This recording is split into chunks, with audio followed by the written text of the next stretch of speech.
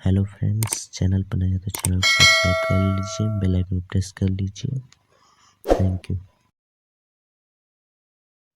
लेखक फरसोनाथ रेणु जी हैं। पिछले 15 दिनों से दंड जुर्माने के पैसे जमा करके महतो टोली के पंचों ने पेट्रोमैक्स खरीदा है।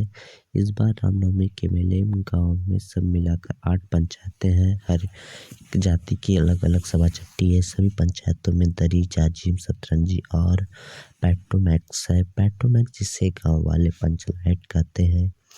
पंचलाइट खरीदने के बाद पंचों ने मेले में ही तय किया 10 रुपए जो बच गए हैं इससे पूजा की सामग्री खरीद ली जाए। बिना नेम टेम के कल कब्जे वाली चीज का पुण्य नहीं करना चाहिए। अंग्रेज बहादुर के राज में भी पुल बनाने से पहले बलि दी जाती थी। मेले से सभी पंच दिन दहाड़े ही गांव लौटे। सबसे आगे पंचायत का छड़ीदार पंचलाट का डिब्बा माथे पर लेकर और उसके पीछे सरदार, दीवान और पंच बगैर गांव के बाहर ही ब्राह्मण टोले के फुटगी झाँक के टोक दिया, कितने में लालटेन खरीदा हुआ मत तो देखते नहीं है पंचलाइट है। ब्राह्मण टोली के लोग ऐसे ही ताप करते हैं, अपने घर की डिबरी को भी बिजली बत्ती कहेंगे और दूसरे के पंचलाइट को लालटेन। टोले भर के लोग जमा हो गए। औरत, मर्द, बूढ़े, बच्चे सभी काम काज छोड़कर दौड़े आए। चल रे चल, अपना पंचलाइट आया है। पंचलाइट छड़ीदार अगनू महतो रह रहकर लोगों को चेतावनी देने लगा। हाँ, दूर से, जरा दूर से छू छा मत करो, ठेस न लगे। सरदार ने अपनी स्त्री से कहा, सांझ को पूजा होगी, जल्दी से नहा धोकर चौका पीढ़ी लगाओ।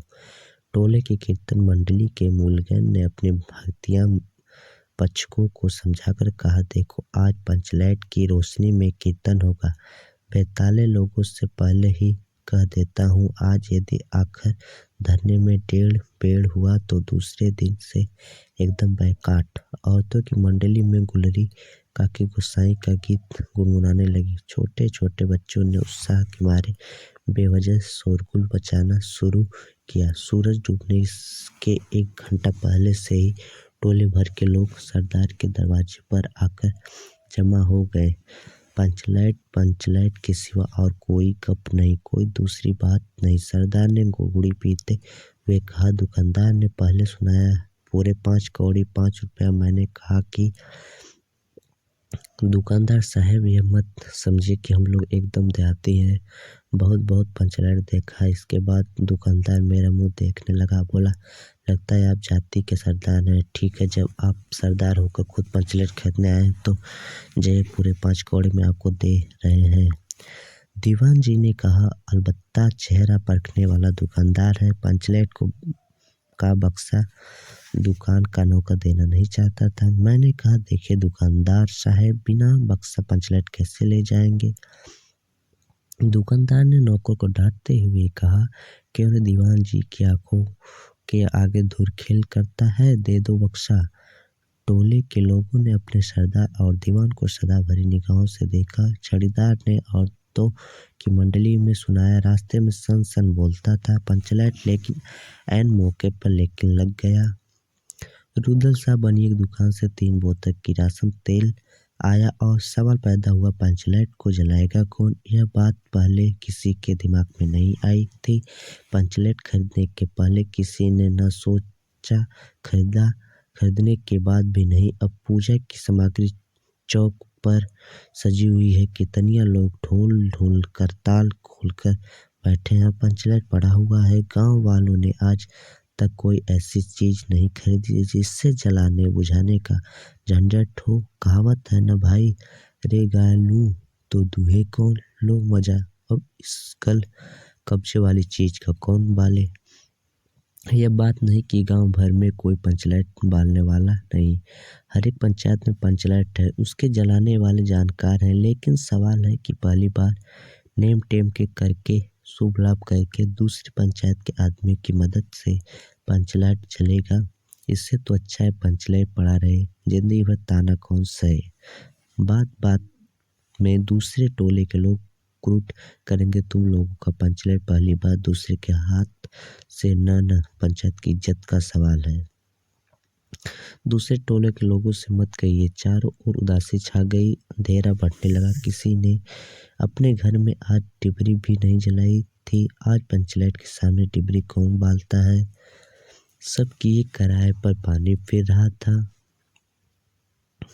सरदार दीवान और छड़ीदार के मुंह में बोली नहीं, पंचों के चेहरे उतर गए थे। किसी ने दबदबी हुई आवाज में कहा, कल कब्जे वाली चीज का नखरा बहुत बड़ा होता है। एक नौजवान आकर सूचना दी, राजपूत टोली के लोग हंसते हंसते पागल हो रहे हैं। कहते हैं कान पकड़कर पंचलेट के सामने 5 बार उठो बैठो, तुरंत चलने लगेगा। पंचों ने सुनकर मन ही मन कहा, भगवान ने हंसने का मौका दिया है, हंसेंगे नहीं। एक बूढ़े के आकार खबर दी, रूदल शाह बनिया भरी पतगड़ आदमी है, कह रहा है पंचलेट का पंपू जरा होशियार से देना। गुलेरी काकी की बेटी मुन्नी ने मुंह में बार बार एक बात आकर मन में लौट जाती है। वह कैसे बोले? वह जानती है कि गोधन पंचलेट पालना जानता है, लेकिन गोधन का हुक्का पानी पंचायत से बंद है। मुन्नरी की मां ने पंचायत से फरियाद की थी कि गोधन रोज उसकी बेटी को देखकर सलम सलम वाला सलीमा का गीत गाता है। तुमसे मोहब्बत करके सलम। पंचों की निगाह पर गोधन बहुत दिन से चढ़ा हुआ था। दूसरे गांव से आकर बसा है गोधन, और अब टोले के पंचों को पान सुपारी खाने के लिए भी कुछ नहीं दिया। परवाह ही नहीं करता है। बस पंचों को मौका मिला 10 रुपया जुर्माना न देने से हुक्का पानी बंद। आज तक गोधन पंचायत से बाहर है, उससे कैसे कहा जाए मुनरी, उसका नाम कैसे ले? और उधर जाति का पानी उतर रहा है। मुनरी ने चालाकी से अपनी सहेली कनेली के कान में बात डाल दी। कनेली चिंगो चिद चिन। कनेली मुस्कुराकर रह गई। गोधन तो बंद है। मुनरी बोली, तू कह तो सरदार से, गोधन जानता है पंचलेट बालना। कनेली बोली, कौन गोधन जानता है बालना? लेकिन सरदार ने दीवान की ओर देखा और दीवान ने पंचों की ओर। पंचों ने एकमत होकर हुक्का पानी बंद किया है। सलीमा का गीत गाकर आग का इशारा मारने वाला गोधन से गांव भर के लोग नाराज थे। सरदार ने कहा, जाति की बंदिश क्या, जबकि जाति की इज्जत ही पानी में बही जा रही है। क्यों जी दीवान? दीवान ने कहा, ठीक है। पंचों ने भी एक स्वर में कहा, ठीक है, गोधन को खोल दिया जाए। सरदार ने छड़ीदार को भेजा। छड़ीदार वापस आकर बोला, गोधन आने को राजी नहीं हो रहा। कहता है पंचों की क्या प्रतीत है, कोई कल कब्जा बिगड़ गया तो मुझे दंड जुर्माना भरना पड़ेगा। छड़ीदार ने रोनी सूरत बनाकर कहा, किसी तरह गोधन को राजी करवाइए, नहीं तो कल से गांव में मुंह दिखाना मुश्किल हो जाएगा। गुलेरी काकी बोली, जरा मैं देखूं कहके गुलेरी काकी उठकर गोधन के झोपड़े की ओर गई और गोधन को मना लाई। सभी के चेहरे पर नई आशा की रोशनी चमकी। गोधन चुपचाप पंचलेट में तेल भरने लगा। सरदार की स्त्री ने पूजा की सामग्री के पास चक्कर काटती हुई बिल्ली को भगाया। कीर्तन मंडली का मूलगान मूर्छल के बालों को संवारने लगा। गोधन ने पूछा, स्पिरिट कहाँ है? बिना स्पिरिट के कैसे चलेगा? लो मजा।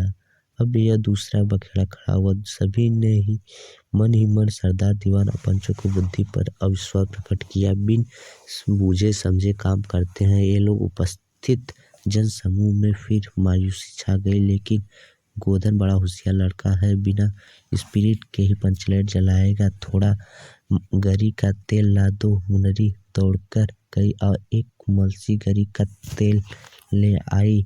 गोधन पंचलेट में पंप देने लगा। पंचलेट की रोशनी थैली में धीरे धीरे रोशनी आने लगी। गोधन कभी मुंह से फूंकता, कभी पंचलेट की चाबी घुमाता। थोड़ी देर बाद पंचलेट से सनसनाहट की आवाज निकलने लगी। रोशनी बढ़ती गई। लोगों के दिल की मैल दूर हो गया। गोधन बड़ा काबिल लड़का है। अंत में पंचलेट की रोशनी में सारी टोली जगमगा उठी तो कीर्तनिया लोगों ने एक स्वर में महावीर स्वामी जय ध्वनि के साथ कीर्तन शुरू कर दिया। पंचलेट की रोशनी में सभी के मुस्कुराहट हुए चेहरे स्पष्ट हो गए। गोधन ने सबका दिल जीत लिया। उन्होंने हसरत भरी निगाह से गोधन की ओर देखा। आंखें चार हुई और आंखों ही आंखों में बात हुई, कहा सुना माफ करना, मेरा क्या कसूर। सरदार ने गोधन को बहुत प्यार से पास बुलाकर कहा, तुमने जाति की इज्जत रखी है, तुम्हारा साथ खून माफ। खूब गाओ सलीमा का गाना। गुलरी काकी बोली, आज रात मेरे घर में खाना गोधन। गोधन ने फिर एक बार मुनरी की ओर देखा। मुनरी की पलकें झुक गई। कीर्तनिया लोगों ने एक कीर्तन समाप्त कर जय ध्वनि की। जय हो। पंचलाइट के प्रकाश में पेड़ पौधे को पत्ता पत्ता पुलकित हो रहा था। ऐसे वीडियो देखने के लिए हमारे चैनल को सब्सक्राइब करें।